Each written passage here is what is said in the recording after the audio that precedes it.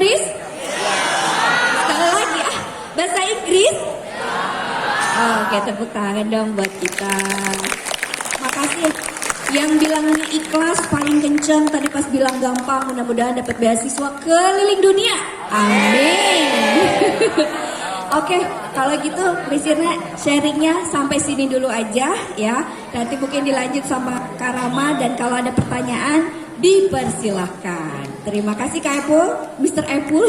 Kalau di sini Mr. Apple. Baik. Terima kasih. Terima kasih Miss Irna, tadi sudah berbagi sedikit cerita, nanti kita akan lanjutkan kembali. Ternyata bahasa Inggris itu atau bahasa asing gitu ya. Tadi ada tips, harus banyak nulis, kemudian baca, bicara, praktek pada intinya kira-kira seperti itu. Karena kalau bahasa tidak dipraktekkan hilang ya. Mau bahasa apapun itu, kecuali bahasa kita sendiri ya, bahasa ibu kita sendiri itu susah. Kalau yang bahasa Sunda, kadang-kadang bahasa Sunda kalau nggak pernah dipakai atau sehari-hari ngomongnya sama orang-orang Melayu saja, kadang-kadang juga ribet. Kita bahasa Sunda yang halus nggak tahu. Ada bahasa-bahasa yang kita nggak paham, bahasa Sunda itu kayak juga gitu ya. Jadi praktek harus lebih diperbanyak. Nggak perlu takut, jangan takut salah, karena kan prosesnya belajar. Dari salah nanti akan jadi bisa lama-lama. Kalau belum apa-apa takut salah, akhirnya nggak mau pada akhirnya ya. Tadi ada cerita Miss Irna itu berapa kali nyoba beasiswa? Berapa? 5 kali. Lolosnya yang keberapa? Yang kelima. Semangatnya luar biasa. Kalau kita udah nyoba dikasih tugas sekali gagal, 2 kali gagal, 3 kali nggak mau ngerjain nggak? Udah nggak mau ngerjain ya. 3 kali dikasih tugas sudah nyerah gitu ya. Padahal itu kan juga bagian daripada proses pengembangan diri kita dalam berbahasa. 5 kali coba ikut beasiswa, baru yang kelima itu yang berhasil. Yang pertama tadi sempat bisik-bisik juga dengan Mr. Rama. Seingat saya teman kita itu yang berangkat Miss Ella ya. Oh, Miss Ella itu orang yang agak kecil-kecil, agak cerewet waktu itu orangnya. Ini berangkat dia itu ya. Nah, itu alhamdulillah. Walaupun yang kelima, tapi ya itulah rezeki gitu ya. Sampai di Metro Mini jingkrak-jingkrakan ya, yang di Metro Mini kaget kenapa gitu kan. Sampai bilang saya mau ke Amerika, padahal Metro Mininya nggak di Amerika gitu ya, di Indonesia sendiri gitu. Nah, ini merupakan awal buat kita bahwa ternyata memang kalau ada kesungguhan dari kita, insya Allah kita bisa. Kan ada mahfuzatnya, terkenal apa? Mahfuzatnya apa? Manjada. Siapa yang bersungguh-sungguh? Nah, kalau mau sungguh-sungguh pasti bisa. Seperti siapa kita mau pengen jadinya ya, tergantung kita. Pasti kalau kita ada kesungguhan yang luar biasa dari diri kita, pasti bisa. Baik, nanti kita lanjutkan lagi. Kita akan ke materi atau pembicara yang kedua yang akan menyampaikan ilmunya kepada kita. Nah, ini sudah ada buku yang beliau bawa, ada 2. Yang satu itu habis ya cetaknya ya, sedang diproduksi lagi. Nah, beliau juga dari lulusan bahasa Inggris, sama-sama juga di IOFC. Kemudian juga pada akhirnya bisa menulis buku dan sudah launching ke beberapa tempat. Kalau saya lihat itu entah itu di Facebook beliau atau di Instagram beliau juga. Ini luar biasa. Barangkali nanti kita bisa contoh. Ada yang mau jadi penulis? Siapa di sini ada? Ada? Penulis apa? Cerpen atau buku atau novel? Apa?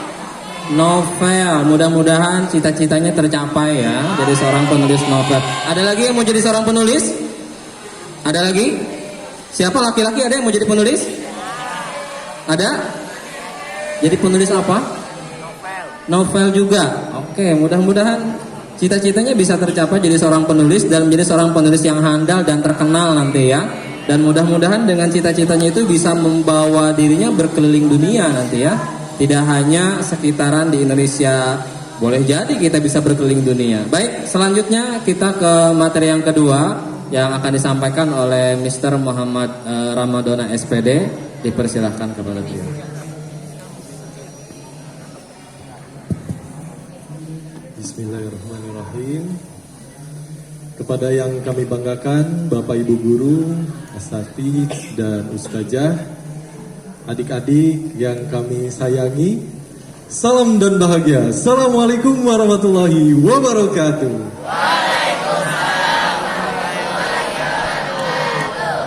An-Najah. An-Najah. Wah, keren banget. Nah, di GCI juga kita punya salam semangat nih. Namanya salam cas. Apa itu salam cas? Salam cerdas, antusias. Boleh ya kita berbagi semangat dengan salam cas, boleh? Boleh, oke. Kita cek ya. Jadi salam cas kalau ditanya apa kabar Anda hari ini, jawabnya cerdas, antusias. Oke, ada gerakannya ya. Jadi cerdasnya di sini, cerdas. Antusiasnya dibagikan, antusias. Oke, kita cek. Siap? Apa kabar Anda hari ini? Cerdas, antusias, luar biasa. Tepuk tangan dulu dong. Jadi ada maknanya kata cerdas, antusias itu. Kata cerdas mewakili bahwa setiap manusia memiliki kecerdasan yang istimewa. Jadi Kak Rama ini yakin bahwa setiap adik-adik di sini pasti punya kecerdasan yang istimewa. Gak ada anak yang bodoh. Yang ada adalah anak yang belum menemukan keistimewaannya apa, kecerdasannya apa, ya kan? Saya yakin di sini adik-adik kalau belajar dengan tekun, nurut sama bapak ibu gurunya, saya yakin adik-adik bisa menemukan kecerdasannya apa. Atau mungkin udah ada yang menemukan ya. Dan yang belum menemukan, mudah-mudahan segera menemukan keistimewaan dari kecerdasannya apa. Ada 8 kecerdasan. Nah, kalau dijelasin lagi panjang nanti. Oke, itu kata cerdas. Kata antusias mewakili bahwa setiap adik-adik yang ada di sini saya yakin ya, antusias untuk selalu mengembangkan kemampuan dirinya untuk menjadi versi terbaik dirinya agar bermanfaat ya bagi manusia sebanyak-banyaknya. Kalau Ustadz saya bilang dulu, khairun nas anfa'uhum linnas. Wah, jago-jago, luar biasa. Jadi sebaik-baiknya manusia adalah yang bermanfaat bagi orang lain atau manusia yang lainnya. Oke, mudah-mudahan adik-adik di sini semuanya cerdas, antusias ya. Oke. Baik, adik-adik saya izin memperkenalkan diri, Rama, suami dari Kak Irna Yugaswati. Saya juga USA. Orang sudah abal-abal tapi kenapa abal-abal? Kalau keturunannya mah Sunda gitu. Cuman sudah 2 generasi tinggalnya di Lampung. Saya lahir di Lampung. Orang tua saya lahir di Lampung gitu. Tapi ya kita ngaku juga USA gitu, orang Sunda, tapi abal-abal ya. Karena nggak lancar ngomong bahasa Sunda. Nah ini nggak patut dicontoh ya, harusnya kita punya skill bahasa daerah juga. Nah kalau bahasa Sunda saya memang kurang lancar, harus banyak belajar lagi. Adik-adik, saya juga mengenyam pendidikan di Pondok Pesantren Dar El Kolam, kurang lebih 6 tahun di sana. Dan banyak belajar juga. Ada yang tahu pesantren Darul Kolam? Belum ya. Nah itu adanya di Balaraja. Dan saya belajar di sana selama 6 tahun. Kenangan saya belajar bahasa itu luar biasa di sana. Yang mungkin di sini ada santri yang mukim ya. Mungkin kalau ada belajar bahasa ada santri yang mukim di sini. Ada. Ada belajar bahasanya gimana di sini? Ada ya, ada prakteknya ya. Kalau saya dulu di pesantren dari bangun pagi itu kita ada kegiatan sholat subuh. Habis sholat subuh nggak langsung pulang, kita bawa buku catatan, nulis mufrodat, nulis kosakata untuk conversation. Nah itu ada minggunya, minggu bahasa Inggris, minggu bahasa Arab. Nah setelah itu kita drilling, latihan mengucapkannya. Setelah itu kita baris panjang, berjejer, berhadap-hadapan. Nah, di sini dilakukan belum ya?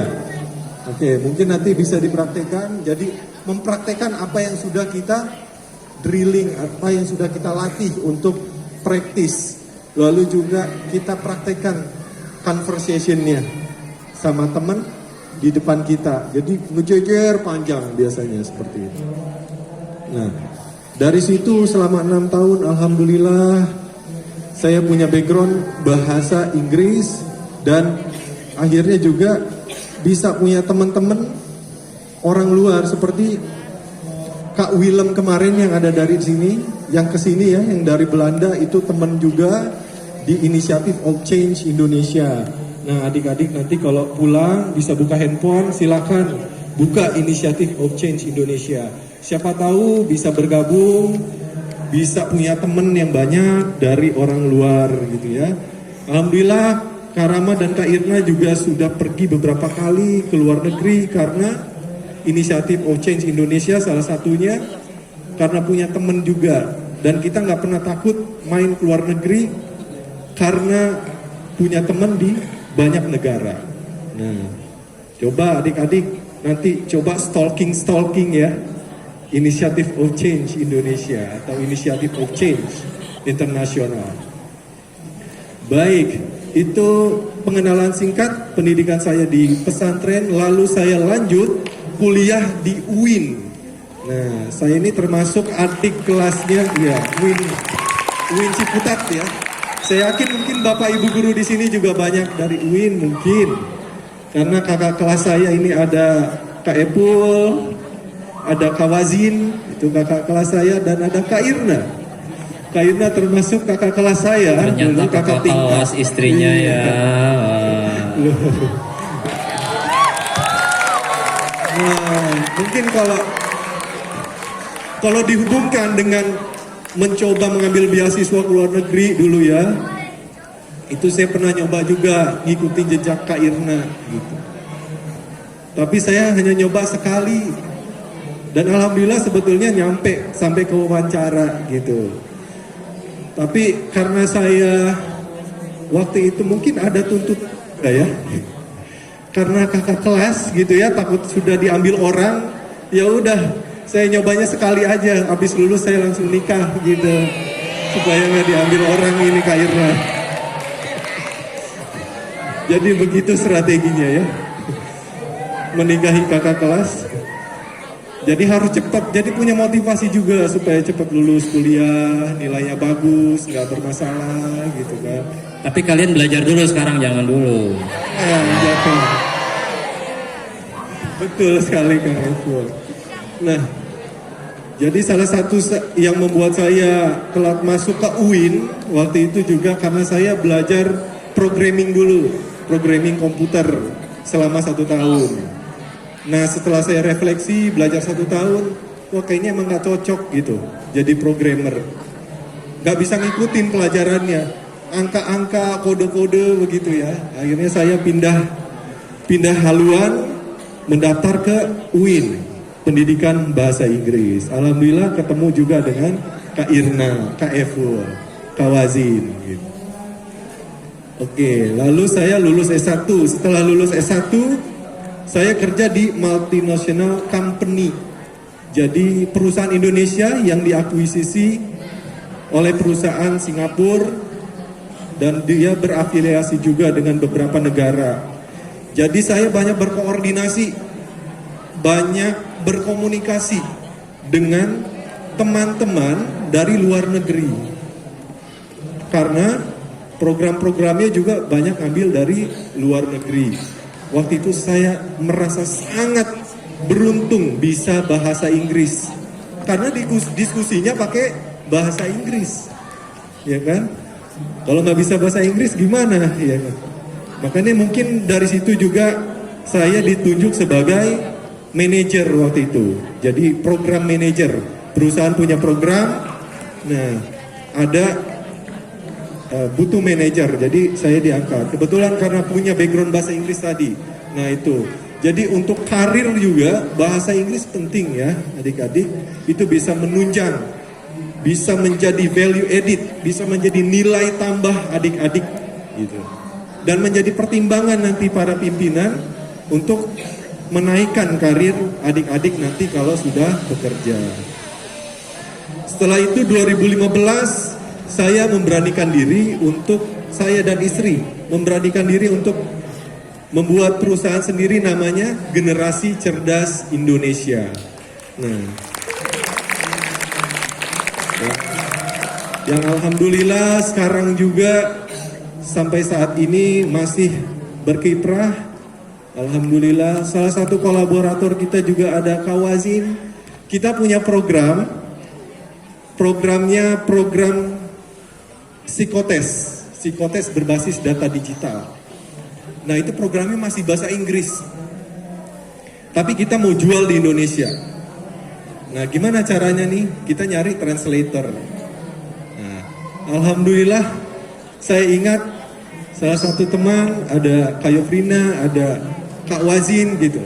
Alhamdulillah kita dibantu sama Kak Wazin untuk translate program psikotes kita. Nah, itu salah satu manfaatnya juga bisa menjadi sampingan mungkin ya. Selain Kak Wazin aktif di sini, Kak Wazin juga bisa aktif sebagai translator. Bayangin. Dan itu bisa dipakai, akhirnya programnya bisa dipakai di Indonesia adik-adik. Dan banyak yang merasakan manfaatnya. Baik, adik-adik, satu lagi saya mau memperkenalkan buku. Jadi pas pandemi justru saya banyak belajar adik-adik. Karena banyak di rumah, saya punya skill apa ya yang bisa ditambah gitu kan.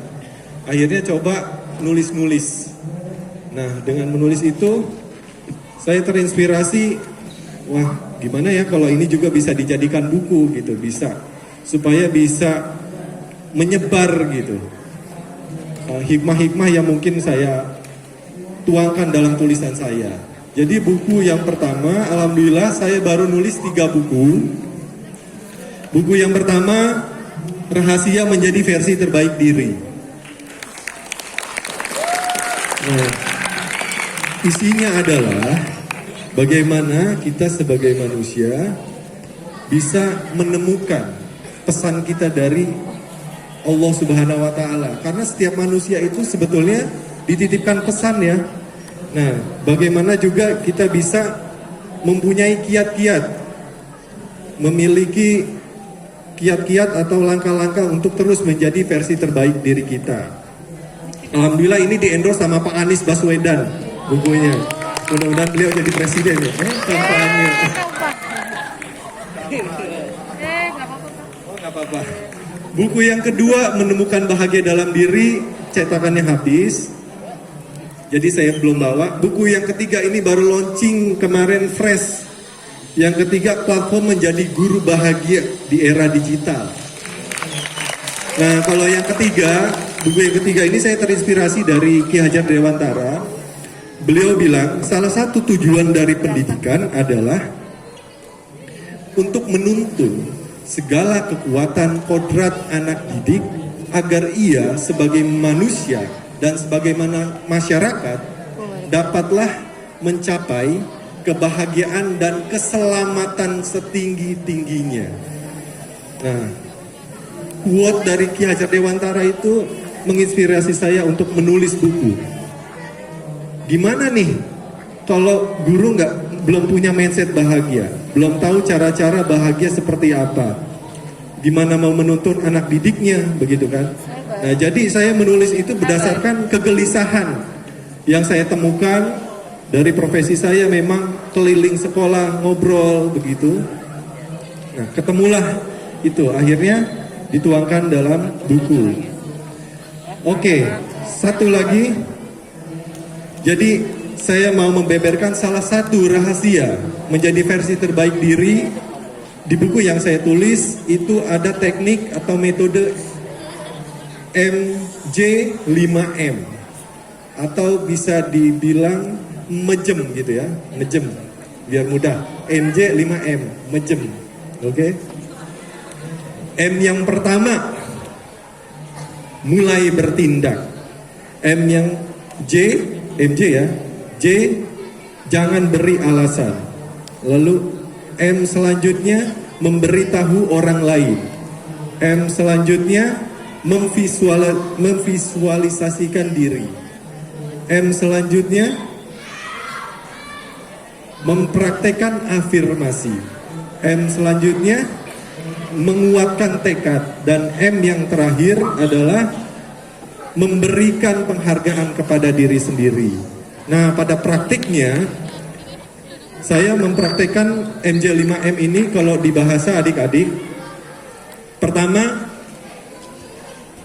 mulai bertindak. Nah, saya mencoba mendedikasikan waktu untuk belajar bahasa minimal 30 menit setiap hari. Nah, itu kalau bisa dipasang alarmnya. Jadi setiap jam 5 itu saya mendedikasikan waktu untuk belajar bahasa Inggris. Karena penting banget bahasa Inggris, terus terang.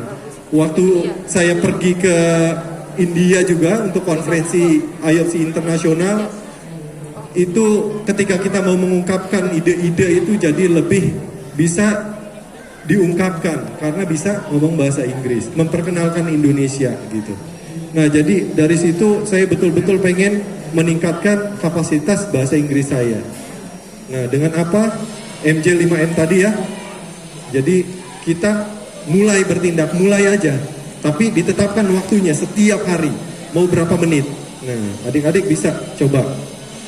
Lalu yang kedua, tadi apa? Mulai bertindak. Lalu yang kedua, J, jangan beri alasan. Seringkali ketika kita sedang membentuk kebiasaan baru yang baik, itu ada aja halangannya. Contoh, kakak waktu itu sedang membentuk diri untuk selalu belajar bahasa Inggris setiap hari 30 menit minimal di jam 5 pagi. Tapi ada tugas kantor, harus ke luar negeri waktu itu dampingin guru-guru sekolah Katolik, kepala sekolah Katolik Indonesia ke Singapura. Nah, jadi selama 3 hari itu saya full, nggak bisa. Jadi saya memberi alasan diri. Nanti ada yang belajarnya karena lagi dampingin kepala sekolah Katolik sedang keliling sekolah-sekolah yang berprestasi di Singapura. Nah, tapi sejak saat itu saya sulit untuk memulai lagi karena sudah tidak rutin melakukannya. Nah, yang ketiga, memberitahu orang lain. Kita kasih tahu orang lain. Siapa misalkan teman kita atau mungkin ibu kita. Kalau saya, istri saya kasih tahu misalkan jam segini sampai jam segini saya mau belajar bahasa Inggris. Kalau saya nggak melakukan itu, tolong diingatin, misalkan seperti itu ya. Nah, adik-adik bisa cari partner untuk belajar bahasa Inggris gitu. Lalu selanjutnya memvisualisasikan. Saya memvisualisasikan diri untuk, saya besok bangun jam 5 pagi, sholat, terus langsung belajar bahasa Inggris. Saya bayangkan, visualisasikan, seolah-olah itu udah terjadi. Nah, otak kita itu nggak bisa membedakan mana yang sudah terjadi dan mana yang belum terjadi dalam visualisasi. Nah, coba nih ya. Dan kita nggak bisa membedakan mana yang boleh dan mana yang tidak ketika kita visualisasi. Coba, adik-adik jangan bayangkan buah mangga, jangan dibayangkan buah mangga yang rasanya manis. Ya kan? Nah, sekarang dibayangkan nggak? Tadi dibayangkan nggak? Waktu saya bilang jangan dibayangkan, jangan visualisasikan. Pasti membayangkannya manis karena buah mangga. Iya. Dan kebayang ya buah mangganya ya. Padahal saya bilang jangan. Itulah kekuatan visualisasi. Oke, yang ke-5 ya, mempraktekkan afirmasi. Jadi diafirmasikan. Saat memvisualisasi, adik-adik mempraktikkan, mengafirmasi, mengucapkan. Dibayangkan, saya besok akan bangun pagi, sholat, terus belajar bahasa Inggris. Nah, kebetulan saya belajar bahasa Inggrisnya pakai aplikasi namanya Duolingo. Nah, itu gratis. Adik-adik mungkin bisa. Atau udah ada yang pakai Duolingo? Belum. Oke, nanti coba dilihat di download gratis. Lalu yang M yang keenam, membulatkan tekad atau menguatkan tekad. Nah, saat kita membentuk kebiasaan baru, selalu ada tantangan. Nah, tekad kita harus kuat. Bagaimana ini bisa terus dilakukan supaya otomasi atau terus berjalan. Dan kalau kita nggak ngelakuin itu nggak enak banget gitu. Kayak makan kurang garam gitu kalau saya, atau nggak pakai sambal gitu, kurang nyes gitu, karena udah jadi kebiasaan. Nah, tantangannya selalu itu ya adik-adik, ketika kita membiasakan diri, sedang membentuk kebiasaan diri yang positif, ada tantangan-tantangannya. Kayak saya tadi dikirim ke luar negeri untuk mendampingi, padahal saya sudah sedang enak-enaknya, sedang nyaman-nyamannya membuat kebiasaan baru untuk belajar bahasa Inggris gitu. Tapi ketika ada jadwal yang padat selama 3 hari, saya beri alasan untuk tidak belajar. Nah, ketika mulainya lagi itu berat, sampai akhirnya bisa lagi memulai, tapi berat memulainya lagi. Yang ketujuh, memberikan penghargaan. Nah, ketika kebiasaan baru sudah terbentuk, adik-adik coba beri penghargaan. Misalkan sudah terbiasa nih kebentuk belajar bahasa Inggris setiap jam 5 pagi sampai jam setengah 6. Kalau nggak terbiasa, kalau nggak ngelakuin itu nggak enak banget gitu. Atau bisa membuat ukuran dalam 1 bulan, itu benar-benar full, nggak pernah absen belajar bahasa Inggris jam 5 sampai jam 6. Nah, itu sebuah keberhasilan yang harus dirayakan. Dengan apa? Dengan yang sederhana nggak apa-apa. Misalkan senengnya nonton, ya udah dirayakan dengan nonton ke SX1 gitu. Nah, jadi ada 7 langkah menjadi versi terbaik diri. Dengan metode apa adik-adik? Masih ingat? MJ5M, mejem. Oke, dengan mejem ya. Nah, bayangkan kalau dalam 1 bulan adik-adik mencoba membentuk kebiasaan baru satu saja, maka dalam setahun ada berapa kebiasaan baik yang dibentuk? Kalau sebulannya 1, 12, cerdas. Dalam 5 tahun 60 ya. 12 kali 5, 60. Jadi ada 60 kebiasaan baik yang adik-adik bentuk selama 5 tahun. Dan adik-adik pasti bisa menjadi versi terbaik dari diri adik-adik semua. Terima kasih, mungkin sharing saya cukup sekian. Nanti mungkin bisa dilanjut dengan talk show. Terima kasih, sementara saya undur diri. Assalamualaikum warahmatullahi wabarakatuh. Waalaikumsalam warahmatullahi wabarakatuh. Terima kasih kepada Mr. Rama dan Miss Irna yang menyampaikan nasihatnya, sharingnya kepada kita. Tadi luar biasa. Ada metode MJ, berapa MJ? MJ5. Tadi ada mulai bertindak. Kalau tidak dimulai, susah. Nah, ini menjadi sebuah kebiasaan, mulai bertindak. Apapun itu, kalau dalam mahfuzatnya bahasanya bilang jarrib walahiz takun arifan. Coba, kalau nggak coba nggak akan tahu dan nggak akan bisa hasilnya. Cuman kadang-kadang ketika telah mencoba, sekali gagal, 2 kali gagal, ke sana suka nggak mau biasanya nih ya. Nah, ini yang sulit ya, yang sulit dibangkitkan. Ketika gagal, jangan kemudian berhenti. Sebetulnya ketika gagal terus coba. Karena itu adalah proses belajar untuk menuju keberhasilan. Nah, maka ketika mencoba, ketemu dengan hal-hal yang gagal, cari partnernya. Terutama bahasa. Kalau bahasa cuman sendiri, nggak ada partnernya, susah juga. Ya, jadi ada partner kalau bisa ya. Nanti tadi disebutkan salah satunya ada aplikasi namanya Duolingo ya. Ya, Duolingo itu gratis. Coba nanti di searching. Ada aplikasi itu, nanti bisa belajar. Atau mungkin dengan cara yang lain, kalian punya teman yang barangkali orang asing, entah itu bahasa Inggris, entah itu bahasa Arab misalnya, ya, bisa berbicara dengan mereka. Semisal saya kemarin baru ketemu dengan orang Yaman, namanya Syekh Ziyad. Dia berewokan gitu. Kita ngobrol pakai bahasa Arab. Saya coba bahasa Arab saya, ternyata masih bisa nyambung lah, walaupun dia lebih banyak bahasa Arabnya yang saya puyeng juga gitu kan. Karena bahasanya kan tidak, kalau kita bahasanya diajarkan itu di sekolah itu atau di pesantren, bahasanya bahasa apa namanya ya? Bukan bahasa pasar mereka yang mereka pakai gitu ya. Kadang-kadang ada teman saya bilang, karena kita pakai bahasa pesantren, bahasa kasarnya ente mah ditendang ngomong pakai bahasa begitu sama orang Arab. Kenapa? Mereka bahasanya bahasa pasaran yang mereka pakai gitu kan. Tapi ternyata mereka sopan dan ya sedikit-sedikit bisa mengimbangi. Nah itulah kesulitannya kalau kita nggak ada teman praktek dalam berbahasa. Nanti tadi sudah didengarkan semuanya dari yang disampaikan oleh Miss Irna ataupun Miss Rama, ternyata luar biasa. Ada kebiasaan apalagi dari Mr. Rama tadi, setiap pagi setengah jam itu dimulai kebiasaan. Kalau kalian punya kebiasaan nggak? Nggak punya. Coba dimulai dari sekarang atau mulai dari besok nih, ada kebiasaan apa yang paling tidak itu nanti menjadi efek yang positif buat kita. Jangan habis subuh tidur lagi.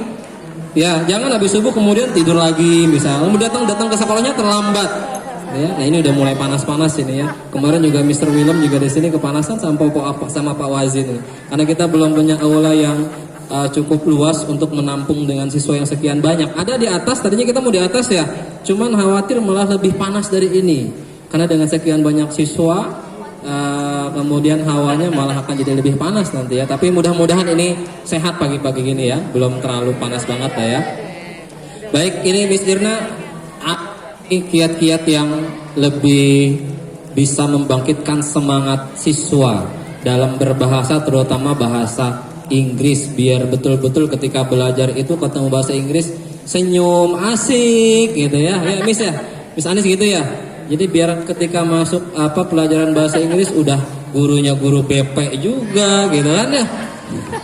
Karena kan saya plus di sini ada guru BP juga. Terus ada yang bilang katanya Pak Epul katanya di belakang bahasanya cool, tapi juga gimana gitu ya katanya. Mereka suka mengakuinya di belakang kadang-kadang ya. Gimana tuh Miss Irna tuh? Barangkali ada pengalaman atau yang bisa di-share biar mereka itu tidak jenuh dalam berbahasa, terutama di kelas lah gitu ya, terutama bahasa Inggris. Oke, di kelas ya. Makasih Mr. Apple. Semangat, apa yang bikin kita semangat? Kalau nyarinya semangat, berarti apa yang bikin kita semangat? Yang biasanya bikin kita semangat adalah sesuatu yang kita suka. Saya ingat waktu engeh-engehnya udah harus belajar bahasa Inggris lah ya. Yang saya suka itu dulu nyanyi. Jadi ada lagu bahasa Inggris lah gitu ya. Terus kalau zaman dulu itu ada boy band. Mungkin kalau sekarang kayak orang-orang belajar bahasa Korea, nontonnya boy band Korea, film Korea gitu istilahnya kan. Budaya kan. Mana para drakor, army. Termasuk gurunya juga suka drakor ya. Termasuk gurunya yang heboh ya kan. Jadi temukan semangat itu. Jadi kayak kita senang bahasa Korea kan mau nggak mau jadi tahu ya annyeonghaseyo gitu ya. Tensahdah gitu ya. Aduh, bener apa enggak ini ya. Saya nonton Korea separuh-separuh gitu. Tapi temukan semangat itu pada sesuatu yang kita cintai gitu, yang kita seneng gitu. Salah satunya kalau saya adalah dengan lagu.